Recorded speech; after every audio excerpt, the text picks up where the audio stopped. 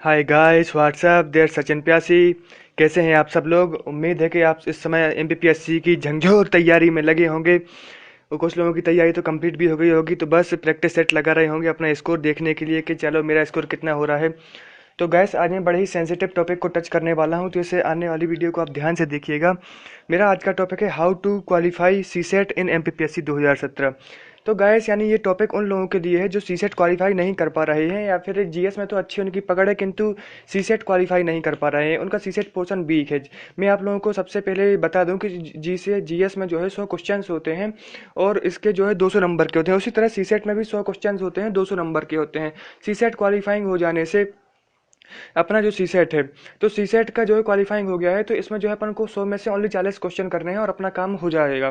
तो बस इसके लिए कुछ लोग 40 नंबर भी नहीं ला पा रहे हैं, तो आप लोगों को टेंशन लेने की बात नहीं है। उन्हीं के लिए मैंने ये इस वीडियो स्पेशली बनाया है। इसके मैंने इसलिए ये टाइटल ये दिया है कि how to qualify CSAT and MPPSC 2017। Specially ये वीडियो उन लोगों के लिए भी है जो बैंक, रेलवे, एसएससी की भी तैयारी कर रहे हैं, जीएस पोर्शन पर उनकी पकड़ अच्छी हो गई है और सीसेट किसी वजह से क्वालिफाई नहीं कर पा रहे हैं। तो ये वीडियो आप लोगों के लिए है, तो आप आगे आने वाली वीडियो आप बड़े ध्यान से देखिएगा। तो लो गाइस अपन शुरू करते हैं। लीजिए आज का टॉपिक स्टार्ट होता है। तो गाइस मैंने सीसेट 2015 को एनालाइज किया। मैंने मेरे पास दो तीन पेपर्स लगे थे। सीसेट 2015 का रखा था, 14 का रखा था, 16 वाला भी रखा था। प्रैक्टिस सेट ले आया था, वो भी रखा था। तो मैंने इन सबको एनालाइज किया। तो उसके बाद मैंने पाया कि मैंने काफ़ी सबकी बजाय यानी सब में समानता देखी गई। यानी सब में जो है पोर्शन कुछ एक एक दो दो नंबर से आगे पीछे हो रहे थे। तो मैंने सीसेट 2015 का एनालिसिस आपके सामने रखा है, तो इसमें आप देख सकते हैं। रीजनिंग 20 मार्क्स की आती है। इसके बाद अनसीन पैसेज पैसेज जो है 20 मार्क्स का आता है। डिसीजन मेकिंग भी 20 मार्क्स का आता है। मेंटल एबिलिटी भी 20 मार्क्स की आती है।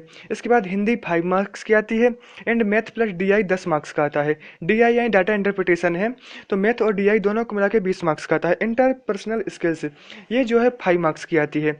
तो गाइस ये मैंने सीसेट 2015 का एनालिसिस किया था, तो मैंने ये देखा कि इतने इतने पोर्शन से आते हैं। और मैंने 2014 2016 का भी एनालिसिस किया, 2013 का भी एनालिसिस किया। तो दो दो तीन तीन नंबर ऊपर नीचे हो रहे थे। तो मैंने कहा आपको पोस्ट करने के क्या फ़ायदा, पेपर आपका सिर पे है, तो बस थोड़े से ही मैं आपको सही बात समझा दूँ।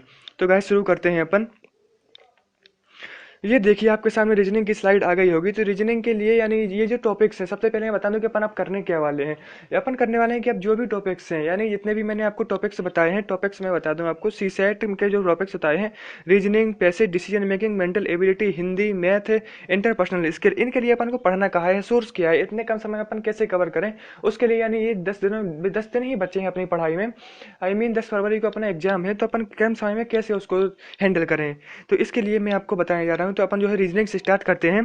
तो रीजनिंग के लिए गाइस आपको ये करना है कि 2013 से लेकर 2016 तक के प्रीवियस ईयर के पेपर्स उठाना है। तो इन प्रीवियस ईयर के पेपर्स को उठाना है और इसके बाद देखना है कि अगर इन पेपर्स में जो क्वेश्चंस आए हैं उनको आपको सॉल्व करना है। अगर आप इनको सॉल्व कर पा रहे हैं तो अच्छी बात है, और अगर सॉल्व नहीं कर पा रहे हैं तो अरे आपको ज़रूरत पड़ रही है, तो अगर ज़रूरत पड़े तो दीपक कुमार की ही बुक ले सकते हैं। दीपक कुमार की एक बहुत ही सस्ती आती है, 80 रुपये की, और बहुत ही अच्छे से दीपक कुमार ने समझाया है आपको, तो आप उसे भी देख सकते हैं। इसके बाद अपन आते हैं मैथ पे। तो मैथ के लिए भी कुछ ऐसा ही है फंडा। 2013 से 2016 तक के प्रीवियस पेपर्स को सॉल्व करना है और इन्हीं को टॉपिक्स को आर एस अग्रवाल से लगाना है। कहने का मतलब है कि मैथ्स के आप देखना, मैथ्स में 2013 से 2016 तक के प्रीवियस पेपर्स लगाना आप। अगर इनमें से आपका कवर हो जाता है तो मोर देन मैं मानता हूँ कि 90% पोर्शन वहीं से आपके आएंगे। और अगर कवर नहीं होता है, आपको लगता है कि कोई क्वेश्चन मुझसे नहीं बन रहा है, तो इन्हीं के टॉपिक्स को आर एस अग्रवाल की एक बुक आती है उसमें से लगा लेना, बट बस पर्टिकुलर इन्हीं टॉपिक्स को लगाना। आप ऐसा नहीं कि पूरी आर एस अग्रवाल लगाने को बैठ जाओ, नहीं तो आपका सी सेट बहुत बड़ी मुश्किल में पड़ जाएगा। तो आपको इन्हीं स्पेशल टॉपिक्स को लगाना है। और अगर प्रीवियस ईयर के पेपर्स के जो आपके 8-10 क्वेश्चन, 20 क्वेश्चन जितने भी आते हैं मैथ्स में, वो अगर आपके सॉल्व हो रहे हैं, अगर 10 प्लस 15 प्लस हो रहे हैं, तो लोड देने की जरूरत नहीं है, बस हो जाएगा। फिर आर एस अग्रवाल को भी लगाने की कोई जरूरत नहीं है। इसके बाद गैस अपन आते हैं हिंदी पे।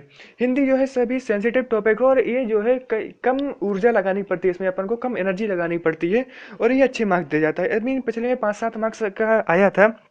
अपन पेपर को एनालिसिस करें पिछले साल के, तो 5-7 मार्क्स का ये आता है। तो हिंदी के लिए अपन को क्या पढ़ना है, तो हिंदी के लिए अपन को जो है टारगेट टाइम्स लेना है।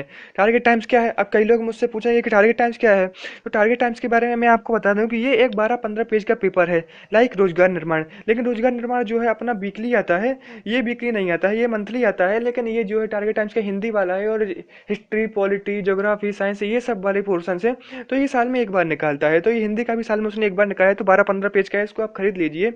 ये आपको मिल जाएगा, आपके इंदौर में मिल जाएगा, भोपाल में मिल जाएगा, और अगर कोई और सिटी है तो वहाँ भी आप ट्राई कर लीजिए।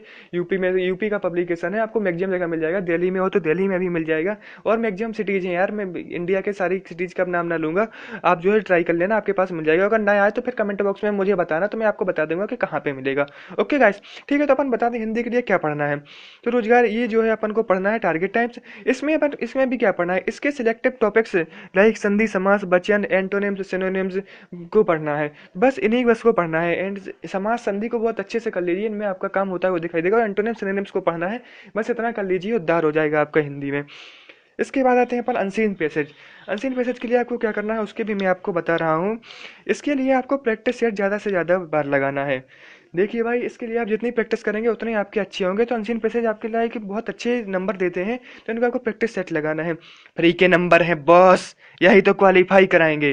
तो बस बॉस यही है कि ये फ्री के नंबर ही हैं, ये समझ लो कि ये आपको बुला रहे हैं, तो ये नंबर को आप क्वालिफाई कर, बस इसके लिए आप प्रैक्टिस सेट लगाना, बस आपका काम हो जाएगा। ज़्यादा लोड लेना ही मत। अनसीन पैसेज तो बहुत ही अच्छे से हो जाएगा, फ्री के नंबर हैं आपके लिए। इसके बाद आते हैं अपन डिसीजन मेकिंग की। तो डिसीजन मेकिंग के बारे में मैंने क्या कहा है देखिए आप जरा। एमपीपीएससी खुद चाहती है कि आप क्लियर करें एग्जाम को, यानी एमपीपीएस खुद ही चाह रही है कि आप एग्जाम क्लियर करें, इसीलिए उसने क्वालिफाई नेचर का बनाया। और इसके लिए बिकॉज दूसरा मैंने बताया क्योंकि बिकॉज ये सबसे इजी पोर्शन है, डिसीजन मेकिंग का पोर्शन है ये, जो है बहुत इजी पोर्शन है। इसके लिए आप क्या कर सकते हैं, तो प्रैक्टिस के लिए अरिहंत पब्लिकेशन की बुक ले लें, या फिर 2-4 प्रैक्टिस सेट लगा लें, उसमें आपका काम हो जाएगा। तो डिसीजन मेकिंग के लिए आपको प्रैक्टिस सेट लगाने की जरूरत पड़ेगी। इसमें डिसीजन मेकिंग में आपको एग्जाम्पल ले दूँ कि लाइक होता क्या है। डिसीजन मेकिंग में एक सामान्य व्यक्ति और एक अधिकारी के मस्तिष्क की तुलना की जाती है।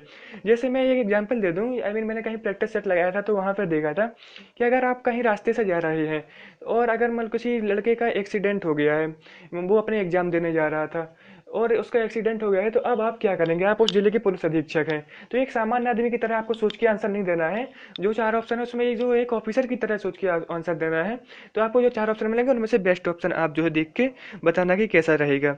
वैसे यही सब है डिसीजन मेकिंग में। एमपीपीएससी खुद चाहती है कि आप क्लियर करें एग्जाम को, बिकॉज सबसे इजी पोर्शन है।